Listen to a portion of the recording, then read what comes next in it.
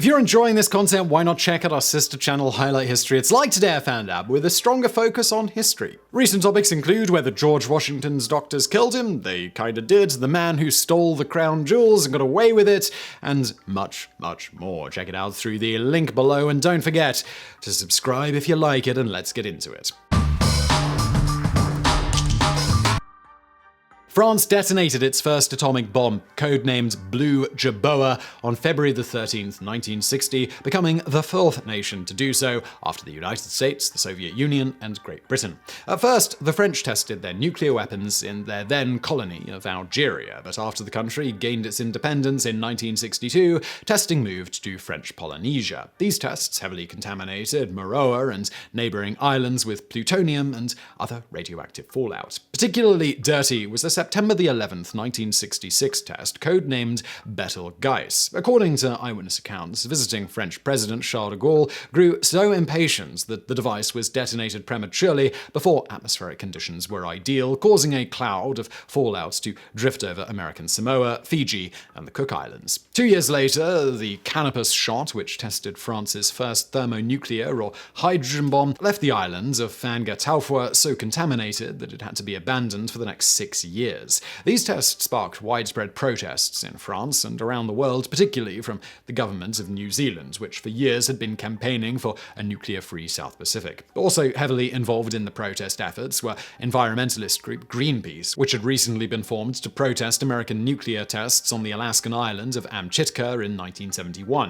In 1972, founding member David McTaggart answered a call by the organization for private vessels to sail to Mururoa to interfere with the French nuclear tests. Sailing from New Zealand in his yacht Vega, which he had rechristened Greenpeace 3, McTaggart spent a month in the exclusion zone before being rammed by a French minesweeper and arrested. In the press, the French government reported that the Navy had rescued McTaggart from an accident at sea, while behind closed doors they offered him a $5,000 bribe to stay away. Undeterred, McTaggart returned to Mururoa the following year, but met with an even more violent reception. French Marines stormed the yacht and badly beat McTaggart and his crew, nearly putting out McTaggart's eye with a baton, and then threw the group's camera equipment and film overboard. However, one crew member managed to hide a camera under the boat, and when the pictures were finally smuggled out and released, they sparked an international outcry. Under intense political pressure, the French government finally agreed to abandon atmospheric nuclear detonations, and in 1975, testing moved underground. However, this did little to assuage environmentalists. The underground blasts caused significant fracturing of the basalt and coral foundations of the islands, leading to fears that radioactive contamination trapped beneath the atoll would eventually leak into the environment. These fears were confirmed on July 25th, 1979, when the 100-kiloton Yvonne 2 device got stuck halfway down its 800-meter test shaft. With no way of forcing it deeper, the bomb was detonated anyway, blasting a large chunk out of the atoll rim, setting off an underwater landslide and tsunami that injured 6 people and opening a large crack in the island 2 kilometers long and 40 centimeters wide. The 1981 election of Socialist President François Mitterrand brought with it hopes that testing would be at last ended. But contrary to his campaign promises, Mitterrand ordered the testing to continue, and more nuclear weapons were tested under his tenure than under any other French president. This betrayal sparked a new wave of global protests, and in 1985, Greenpeace dispatched its newest flagship, the Rainbow Warrior, to New Zealand to lead a flotilla back to Mururoa. Built as a fishing trawler in 1955, the Rainbow Warrior was acquired by Greenpeace in 1977 and participated in numerous anti-whaling and anti-sealing protests between 1978 and 1983. In 1984, in anticipation of the Pacific mission, she was fitted with a 2-masted sailing rig, giving her nearly unlimited range and endurance. The voyage from Jacksonville, Florida to Auckland, New Zealand took nearly 4 months, during which Rainbow Warrior undertook an extraordinary rescue mission. On the 1st of March 1954, the United States had detonated its first hydrogen bomb, codenamed Castle Bravo, on Bikini Atoll in the Marshall Islands. Due to a miscalculation, the bomb's yield was nearly 3 times larger than predicted, sending a massive cloud of fallout drifting over the South Pacific, including the neighboring Marshallese island of Rongelap. In the 30 years since, the inhabitants of this island have suffered from extremely high rates of cancer, birth defects, and other illnesses, and after unsuccessfully petitioning both their own and the United States government, finally called on Greenpeace to to evacuate them from the island. In May 1985, Rainbow Warrior transported 300 residents and their houses from their islands to Mageto and Ebai Islands in Kwajalein, before continuing on to New Zealand. Unfortunately, this relocation proved to be a less than ideal solution, and overcrowding, unemployment, alcoholism, and suicide continued to plague the people to this day. Rainbow Warrior arrived at Auckland Harbour on August 7, 1985, and waited for the rest of the protest flotilla to assemble. But little did her crew know, events were already in motion to ensure Rainbow Warrior would never reach Mororoa.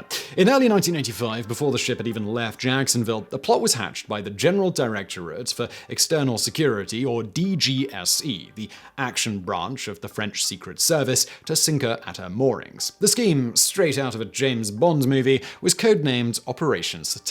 In total, 9 agents participated in the operation. The first to arrive in New Zealand was French Army Captain Christine Cabon. Posing as environmental activist Frédéric Bonneau in April of 1985, she secured a job at Greenpeace's Auckland headquarters and spent the next 3 months reporting on the Rainbow Warriors movements in the Pacific. On the 29th of June, the charter yacht Uvea arrived at the remote Parengarenga Harbour on the North Island, carrying DGSE combat divers Roland Verge, Jean-Michel Berthelot, and Gérald Adrier. Also with them was diving physician Dr. Xavier Maniguet and their equipment, scuba gear, an inflatable Zodiac boat, and explosive limpet mines. On the same day, Major Alain Maffard and Captain Dominique Prieur, posing as Swiss honeymooners Alain and Sophie Thuringe, landed at Auckland Airport. Rounding out the team were Lieutenant Colonel Louis-Pierre Delay, the commander of the operation, and backup team Alain Tonnel and Jacques Camurier. On August the 8th, while the Rainbow Warrior was open for public viewing,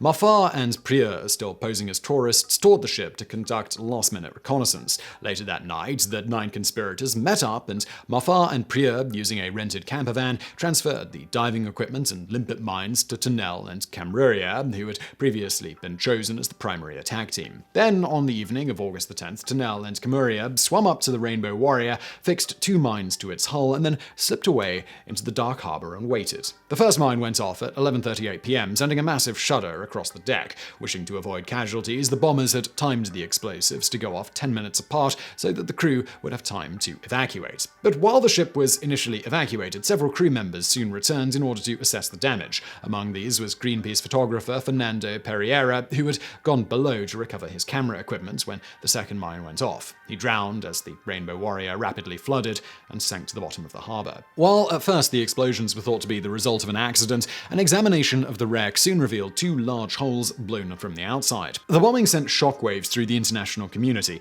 and the New Zealand government quickly launched a nationwide manhunt. Ironically, despite their careful preparations, the French agents were remarkably careless in covering their tracks, leading one newspaper to compare them to bumbling fictional Inspector Clouseau and declare that all that was missing was a beret, a baguette, and a bottle of Beaujolais. In particular, the yacht Uvea had come under suspicion by New Zealand customs the moment it had arrived, and on August the 15th, police raided the yacht and questioned the crew.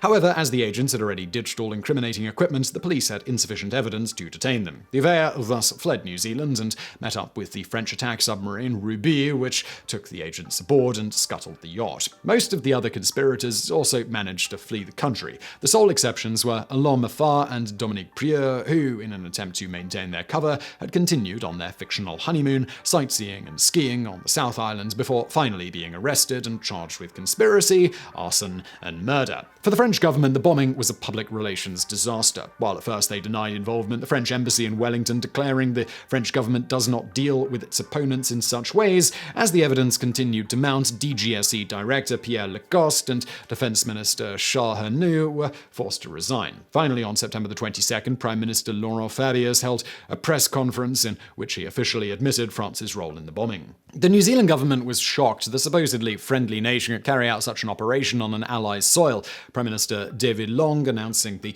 bombings as an act of state-sponsored terrorism. On November the 22nd, 1985, agents Maffard and Prieur pled guilty to manslaughter and were sentenced to 10 years in prison. But the Mitterrand government, determined not to face the consequences of its actions, threatened to impose a crippling trade embargo against New Zealand unless the agents were returned. In June 1986, the UN brokered an agreement whereby France agreed to apologize and pay $21 million in compensation to New Zealand and detain Maffard and Pieux on the French island of Hao for 3 years. However, the two agents spent less than 2 years on Hao before being released to France and returning to active service. None of the other conspirators ever faced justice. Ironically, far from preventing further protests, the sinking of the Rainbow Warrior galvanized world opinion against French nuclear testing.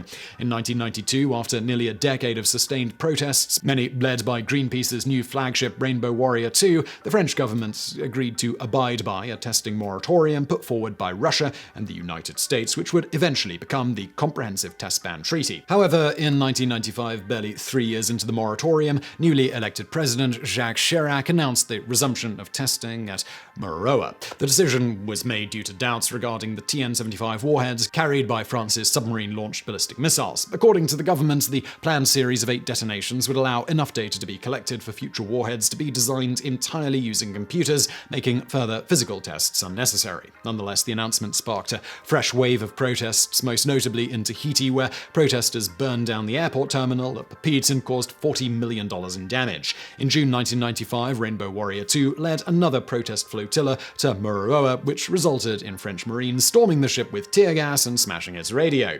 But as promised, on January 27, 1996, the last French nuclear weapon, codenamed Xuthus, was detonated beneath Mururoa. 9 months later, France finally signs the Comprehensive Nuclear Test Ban Treaty, bringing 30 years of nuclear testing in the Pacific to an end. After the bombing, the Rainbow Warrior was found to be damaged beyond repair, and on December 12, 1987, was towed to Matari Bay and sunk as an artificial reef. There she lies to this day, a powerful reminder not only of what governments are capable of committing in the name of military supremacy, but also of the great things persistent, passionate protest campaigns can accomplish. So I really hope you found that video interesting. If you did, please do hit that thumbs up button below. Don't forget to subscribe, and thank you for watching.